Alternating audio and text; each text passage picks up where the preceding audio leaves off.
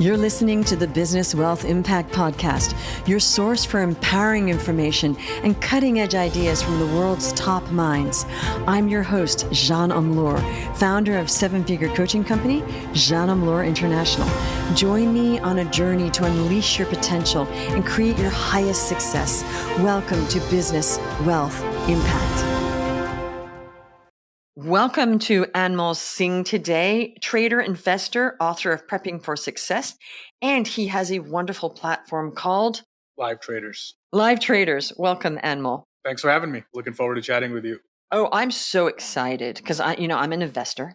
I invest in a bunch of stuff, and you were talking to me previously about what are those mistakes? Yeah, I think the biggest one for most people is actually not investing in the first place. Like they never invest. They just keep their money in the bank and their savings accounts, and they hope that one day it's going to magically grow. But it doesn't work like that, right? Even if your bank account's paying you 4.5%, but your inflation's at 6 or 7%, you're still losing 2-3% every single year, and that on a compounded basis is a big difference maker. So I think the biggest thing is not investing at all, and research shows majority of Americans still don't invest. And if you do invest, even if you don't pick a stock, you just buy the stock market as a whole, S&P 500 or NASDAQ, your money's going to typically double every 6 to 7 years. So not doing that is the biggest mistake, I think. Now, the other type of people who already are investing, the biggest mistake they're going to make is, they don't diversify. They have all their eggs in one basket. I love this one company or this one stock. And yeah, it's okay to love something, but if you put all your money in one thing, you're putting your financial future on one thing, and anything could happen. Anything could happen with that stock or a company or industry. So you have to be diversified. So you have to have, some technology stocks, some real estate stocks. You have some energy companies to build like an overall diversified portfolio. So if one part of the economy goes down, at least overall, you're still going to be afloat. So I think that is the other mistake. And there's so many mistakes. Like, when it comes to stock picking, people are just relying on articles they read online. I read this article online. They said it's a great stock. Or CNBC, they said it's a great stock.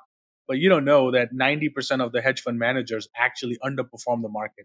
Meaning you're better off just buying the stock market yourself and getting better returns on all these hedge funds. So the biggest thing is not listening to other people and having your own strategy. Okay. I love all this because it's true. People say, well, I'm going to do a money market. Basically, we do that because then we know we're only losing 2% instead of losing 6% of sitting. So there is a strategy where it's good to have a CD here and there and just, for stability, right?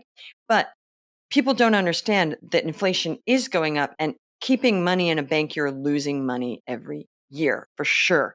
That's a big mistake. Now, I love when you said, reading articles. There's so many articles you could read and they all disagree with one another. The other thing is most hedge fund managers and financial advisors that tell you which stocks are losing people money. Agreed? 100%. Right. Yeah. They make money on the fees. Yes. Big elephant in the room. So that's a broken system. All right. So what other mistakes are the main ones? Let's just get through all the mistakes first. The main ones. Yeah, the other ones are like, trading on emotion or hope. Like, I really believe in this company. I'm like, what do you know? Right? There's research analysts, there's thousands of, millions of dollars spent on like black boxes and quantum robots and analyst teams. And you're sitting in your computer and you think you figured something out because you read something online. And that's probably something that thousands of other people have read. So what advantage do you really have? And I think people do that with stocks too. It's clearly going down, but they keep holding because I think it's going to go back up. Let me buy more. Let me bring my average cost down. I think the stock is going to go. Whenever we start talking in that terms, now we're trading on hope. Right now we're investing on hope. And hope is not a strategy, right? It's called buy and hold, not buy and hope. And what most people end up doing is they buy and hope. They think it's going to come back up. Well, clearly it's going down. You're losing money. You could have gotten out and taken a very small loss and got into something else, but they keep holding. And that is the biggest account destroyers because, look at GME, look at AMC, look at all these companies that were really hot back in 2020. Where are they now? They're down 95%. So if you're still holding on, you lost your money. So I think the money is only made when you actually learn how to take profits and learn how to sell. Unless you're holding a diversified portfolio, then you don't need to sell. Then you can just keep growing that account over and over again. Right. That is a big problem, is learning when to take profit. That is hard. And it's random when people do that. And there's no system in place for that. Now, I love what you said about hope, because I say the same thing about business. when I'm public speaking, I say there is no hope in business, and everybody laughs. Like there's no hope in business. But what I mean, obviously, is you don't hope. You take action and see the results. There is no hope. I don't hope this person signs up as a client. I never hoped that. I've never in my life hoped. Well, maybe I did when I was an amateur, but I don't even think that way. It's this person either wants to work with me or not. Let's see what happens. There's no hope. Mm. Gee, I hope I convince that person. No. When you lose that, then your business skyrockets. Now, I love that you said that about investing because it's the same thing. There is no hope. Mm. Now, moving right along, you have a platform. The platform obviously uses AI, correct? We use AI in different terminology, not in the typical way, but yeah, we do leverage power of AI in our trading as well.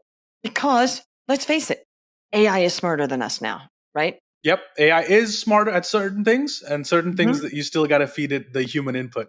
Because if you're Sure. dealing with, like, had some clients that are like, they're really good clients, but then I've also had people that are like, the input they give AI is just not good enough. They're So not prompting it properly. yeah, so AI is Yes. only good as your ability to give it the right prompts. Exactly. So let's say somebody's a ninja at actually using AI and uses it for their trading platform. Because we know a lot of the shops, I think Goldman has like an AI powered thing, like they have access to systems that an average person does not. An average person goes on E-Trade and says, let me see. My friend said this was working, so I'm going to buy that. And, Mm. it could work or not if your friend is smart.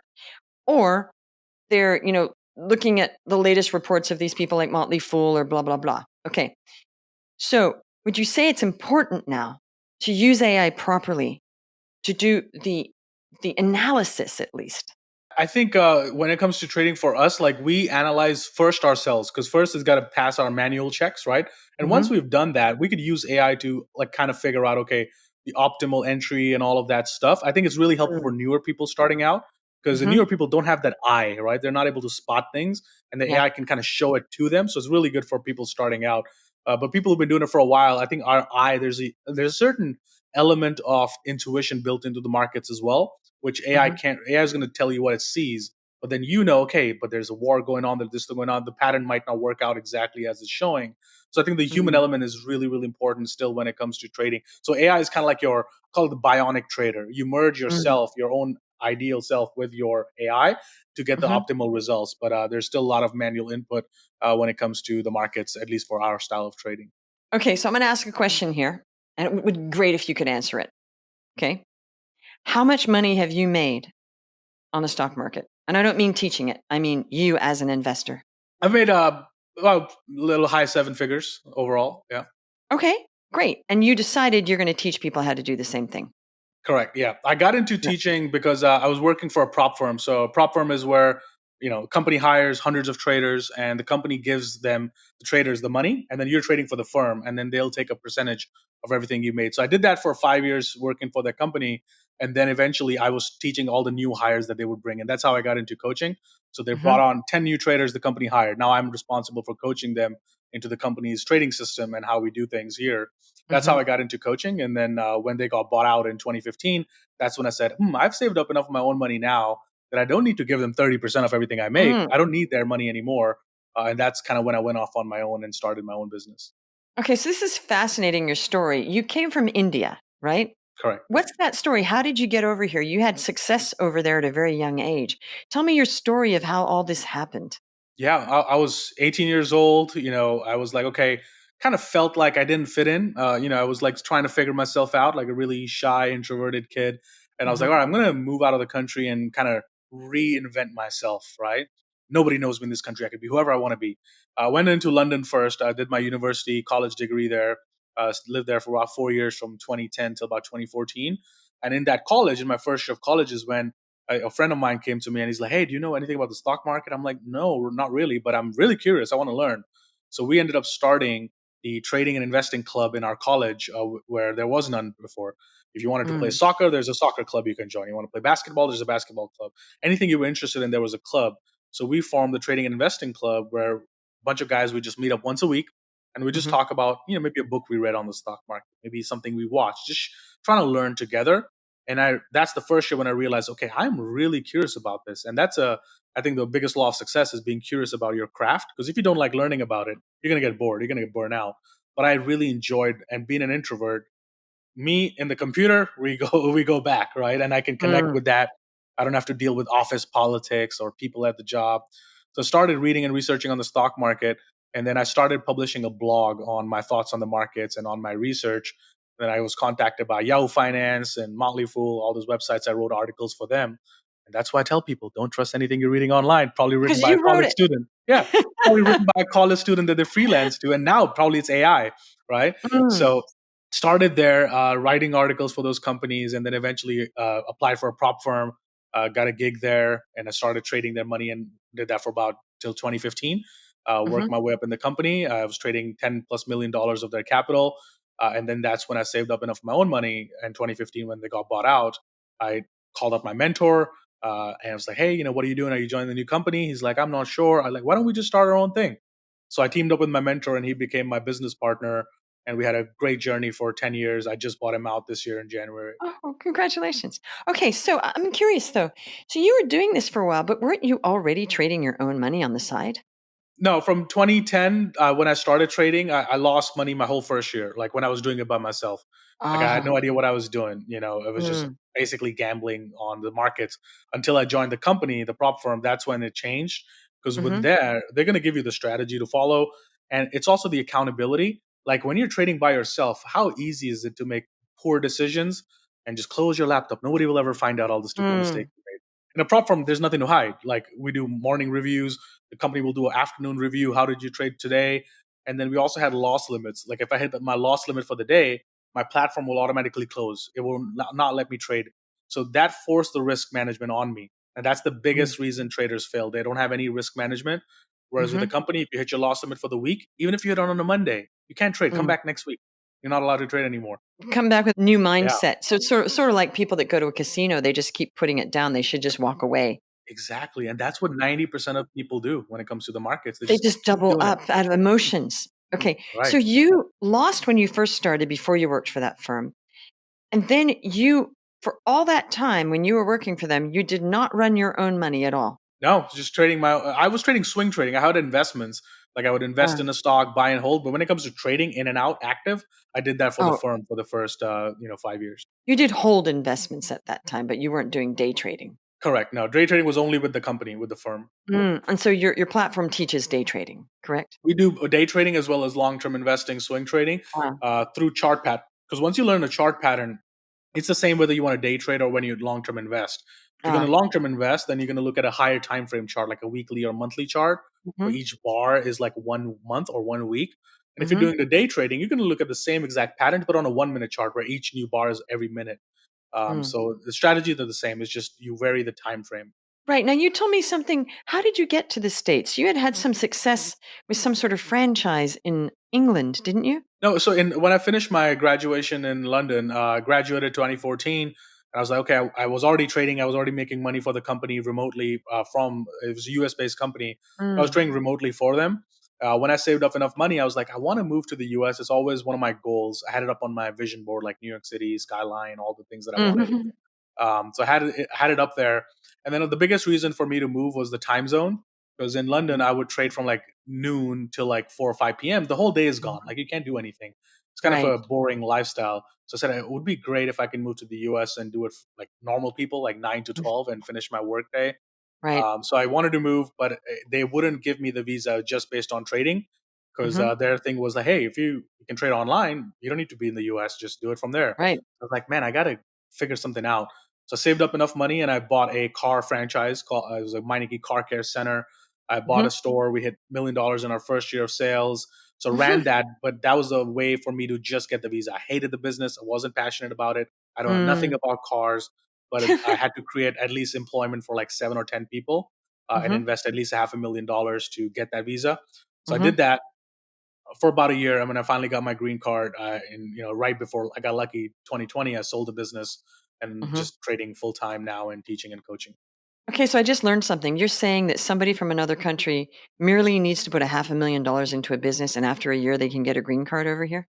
Now it's changing now, but yeah, Mm. back in a few years ago, there's a thing called the EB5 program where Yes, you yes. could either invest $500,000 and put it in a government contract. They lock your money for 5 years, and you get your money back after 5 years Mhm. with basically no interest, but you get the Yes, green card.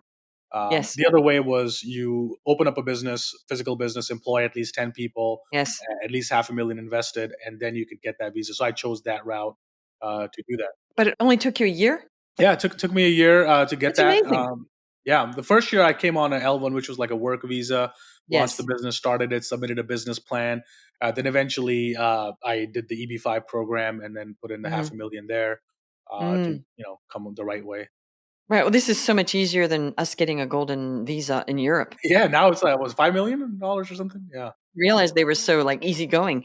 Okay, well, you are very much a go-getter to create all that, and I have a question, do you live in New York City now? correct. Yeah, I'm in New York City. Been here since 2015, but I am Mhm. moving to Florida in a couple months now. Finally making the change. Interesting. Oh, Yeah, no, I live in Florida, that's so funny, and I used to live in New York, so tell me, where are you gonna move in Florida? Fort Lauderdale. Oh, okay. Yeah. Awesome. Well, welcome to Florida. Okay, so this has been highly interesting so far. So basically, you started this platform and you've helped how many people so far? Probably tens of thousands of people. Tens of thousands of people have used your platform. Yeah. Amazing. And if they do it properly, does it always work? Do they always make money? Always is a word we never use in the stock market. Yes. Okay. Never say never, never say always because you never know. But Hmm. yeah, I would say 60% of the people who went through our programs have had success. Meaning, success for them would be like, hey, can I replace my job income and just do the same income but Hmm. from home? So yeah, Right. there's a 60% success rate in that. Okay. So what are some of the strategies that you teach on the platform and also you coach? Let's say somebody said, "Hey, Anmol, never invested in the stock market at all. What do I do? What's the first way to get their feet wet, even if they weren't coaching with you?" I think the first step is you have to learn how to read the charts. Like you have to learn technical analysis, which is the art of reading stock trends and looking at the prior history to make decisions on where it could go in the future.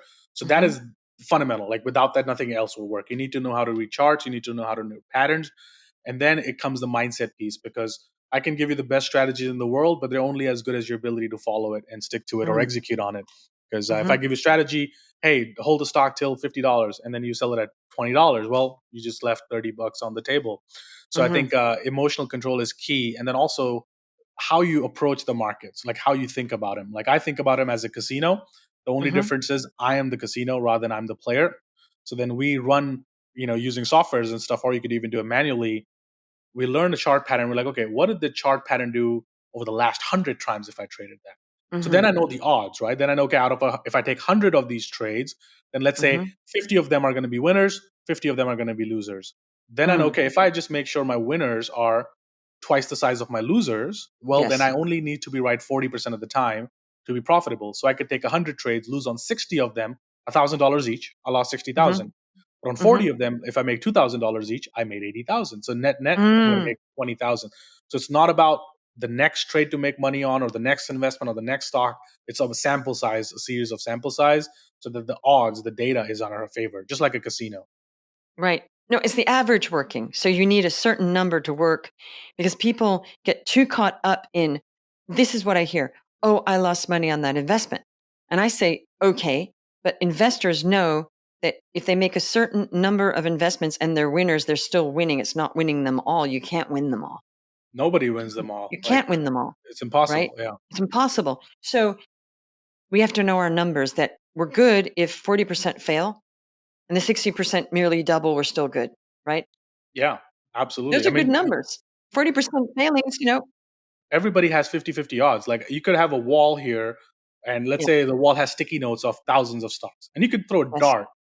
It would land on any stock, and you have to buy it. Mhm, Well, you have 50 mhm. 50% chance it's going to go up or down. So Right. inherently, we all have 50-50 odds. The only key is how can we ensure that the winner is a little bit bigger than our average loser? And Yes. then the whole game changes. Now the odds are in your favor.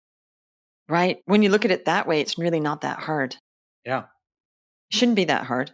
So if somebody followed your system, which mathematically should work, and being wrong 40%, that's, pretty liberal that you could be wrong 40%, right? You could even be wrong 50, 60% and still make money as long as the winner is bigger than your loser. Right. Okay. So if people followed this mathematical system, most people should be able to come out ahead, right? Mhm. Yeah. So the only reason they wouldn't come out ahead with your coaching platform is if they're not doing it properly, Correct. If they deviate from the trading plan. deviating. Yeah, if they deviate from the Right. trading plan, if you're now, if let's say even if you're winning 70% of your trades, but if your winners are like, let's say only $100 each, but the losers are Hmm. thousands of dollars, well, even with the 70% win rate, you can lose money. So the key is Right. to make sure that the average winner is bigger than the loser. And Hmm. then you only need to be right 40% of the time. But professional Mm. traders were going to be right at least 50, 60, 70% of the time. Okay. All right. Now, how long have you been helping people with this? This has been now 10 years, did you say? Yeah, so I've been trading for 15 years, started in 2010, and teaching since 2015. So 10 years in teaching, 15 years Hmm. in the game overall. Okay. So, Anmol, what's next for you? You're going to move to Florida because you don't want to pay taxes, right? Correct. I knew it. Okay. And um, what's next for you then? You just want to keep building this platform? Yeah, so right now I've been working with hedge fund managers recently. I came out with my new book as well on trading psychology. Hmm. So a lot of my work now is helping traders not just with the strategy. The strategy is something easy to teach, right? Yes. The key is how can I get them to actually follow it consistently and be in the right mindset. Hmm. So yeah, my mastermind group is kind of what we're focusing on. We have a pretty good group now of investors, hedge fund managers, average day traders and stuff in the Hmm. group, and then just focus right now as to how can I take that group, grow it into a big level, but then start doing in-person summits, in-person live events, and bringing these groups together of Mm. people. And then there's Hmm. going to be deals in that business because a lot of my clients are way better than I am, right? Like they're Mm. managing billions of dollars of hedge funds. So Yes. how can I leverage that skill and get into that world a little bit more? Because again, they would pay me a heck of a lot more than thousands of people buying my courses or anything. Sure. So you're saying these hedge fund managers are asking for your help? Yeah, on the psychology element. If you watch the TV show Billions, right? Hmm. There's Wendy Rhodes, the girl that she's like the psychologist for hedge fund Yes. managers. So she's not teaching them how to trade. She's just telling them how to No. follow the system. So that's Yes. kind of what I do. A lot of the work now is helping them with the Right. emotional control of that and helping So, their traders in their firm. so let's just talk a bit about that, about the psychological success mindset of all of this, which is super important.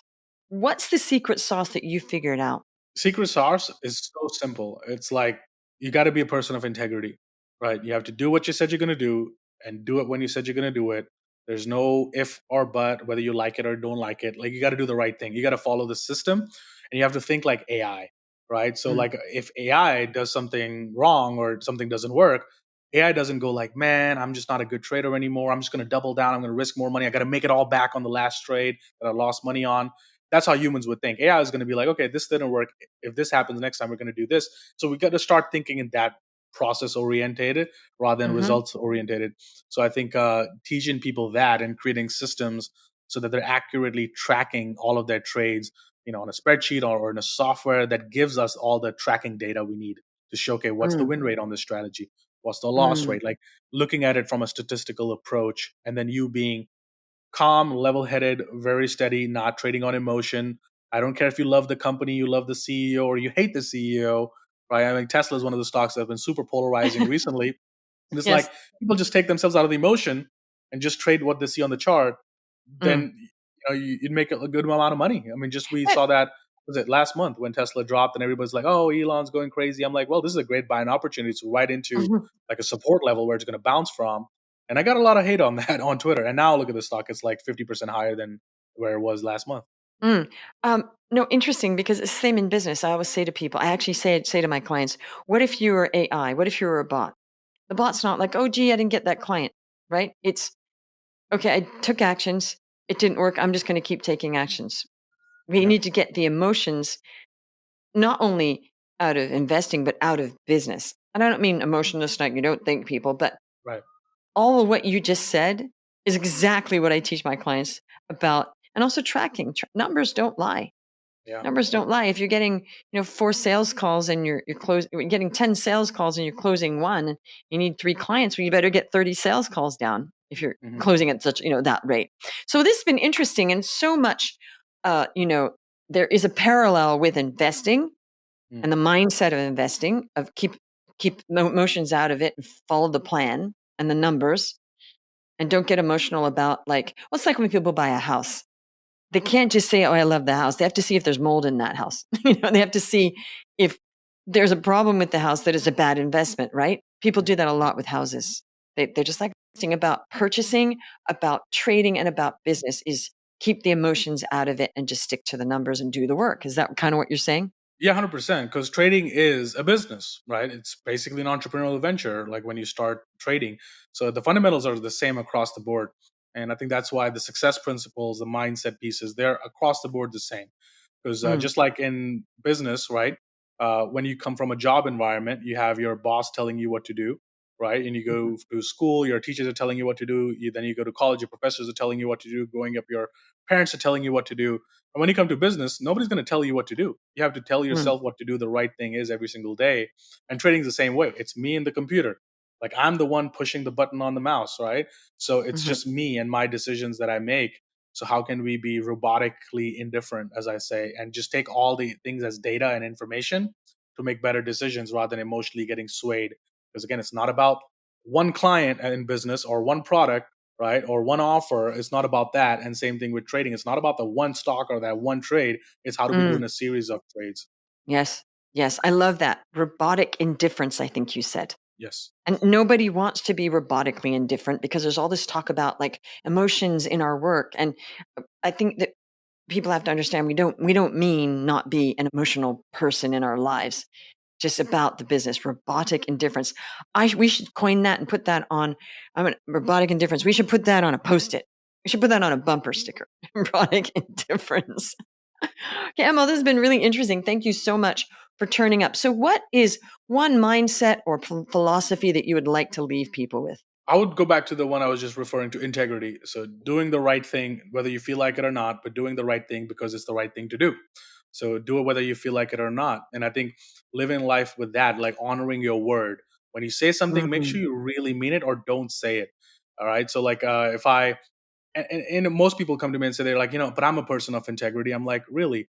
When is the last time somebody called you and you said, hey, I'm just in the middle of something, let me call you back? And you never did. Or an mm, email that you're supposed to reply to is still sitting in your drafts. You never followed up with that.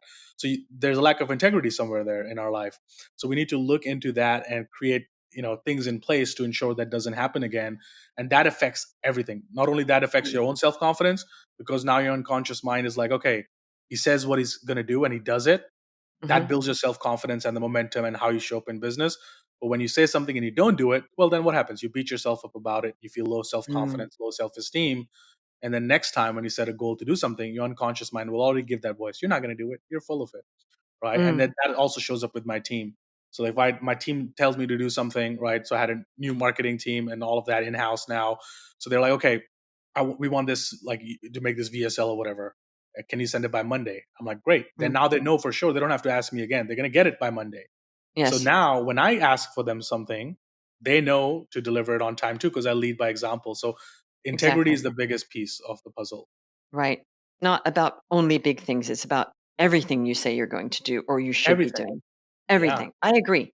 Because when people say, I'll get back to you and they don't, well, no, you didn't. You're right. That's now eroded my confidence that in small things they're not following through.